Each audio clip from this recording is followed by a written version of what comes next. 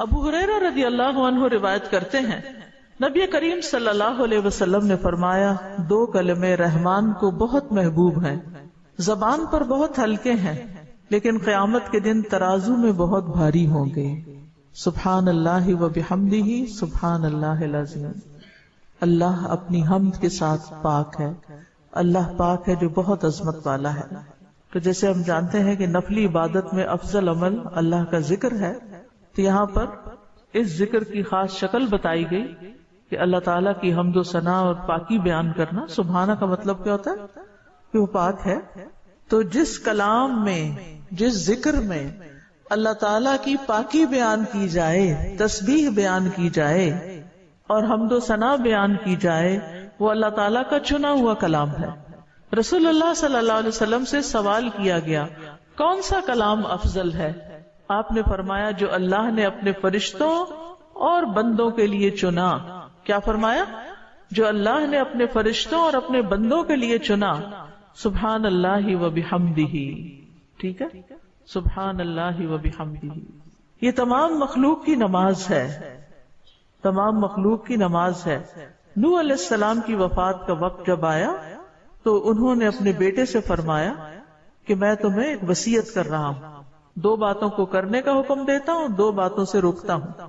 اور 2 کرنے کے جو کام بتائے اس میں سے ایک لا الہ الا اللہ کا اقرار، کہ اگر 7 آسمان اور 7 زمینوں کو ترازو کے ایک پلڑے میں رکھ دیا جائے اور لا الہ الا اللہ کو دوسرے پلڑے میں، تو لا الہ الا اللہ والا پلڑا جھک جائے گا، اور اگر 7 آسمان اور 7 زمینیں ایک بند کڑے کی شکل اختیار کر لیں تو لا الہ الا اللہ اس کو بھی توڑ دے گا۔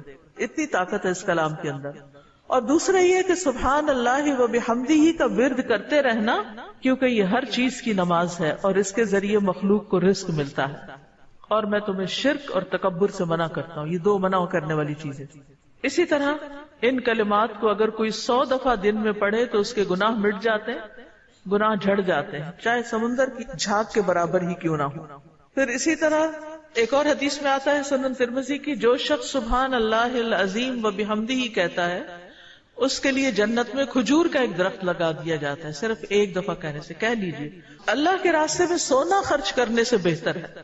رسول اللہ صلی اللہ علیہ وسلم نے فرمایا جو رات سے خوف کھائے، اکیلا ہونے کی وجہ سے یا ویسے اس کو اندھیرے کا فوبیا ہو، کہ جو رات سے خوف کھائے کہ وہ اس کو پریشان کرے گی، یا مال خرچ کرنے سے بخل کرے کہ دینے کو دل نہ چاہے، یا دشمن سے مقابلہ کرنے سے ڈرے، تو وہ اس قول کی کثرت کر دے سبحان اللہ و بحمدہ، سبحان اللہ و بحمدہ، کیونکہ یہ اللہ کے نزدیک سونے کا پہاڑ اللہ کے راستے میں خرچ کرنے سے زیادہ محبوب ہے۔ ہم میں سے کس کی وسعت ہے کہ سونے کا پہاڑ اللہ کے راستے میں خرچ کرے؟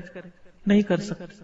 تو اس لیے اس کلمے کو ہی زیادہ سے زیادہ پڑھ لینا چاہیے۔ اسی طرح سبحان اللہ، لا الہ الا اللہ، الحمدللہ، یہ کلمات عرش کے ارد گرد چکر لگاتے ہیں اور ان کی بھنبھناہٹ ہوتی ہے شہد کی مکھیوں کی بھنبھناہٹ کی طرح، اور وہ اپنے ذکر کرنے والے کی اللہ کے ہاں یاد دلاتے ہیں۔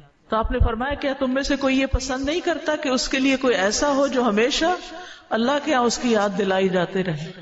یعنی کوئی ایسا طریقہ ہو کہ ہمیشہ عرش کے ارد گرد آپ کا ذکر ہوتا رہے۔ قیامت کے دن بھی یہ انسان کا بچاؤ کریں گے، یعنی جہنم سے بچانے کے لیے سبحان اللہ والحمد للہ ولا الہ الا اللہ واللہ اکبر۔ پھر اہل جنت کا ذکر کیا ہوگا؟ ان کے سانس کے ساتھ ان کو تسبیح و تحمید سکھا دی جائے گی کہ بولنا بھی نہیں پڑے گا، سانس لیں گے اور سانس کے ساتھ اللہ کا ذکر جاری ہو جائے گا۔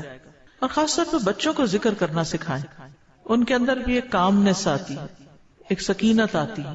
ہم بعض اوقات یہ سوچتے ہیں یہ تو بچے ہی ہیں، ابتدائی عمر سے، چھوٹی عمر سے کہ چلو یہ پڑھو، انگلیوں پہ گنتے ہیں، اچھا تم نے کتنی دفعہ پڑھ لی، کتنے جنت میں درخت لگائے، تو آہستہ آہستہ ان کو عادت ہو جاتی ہے۔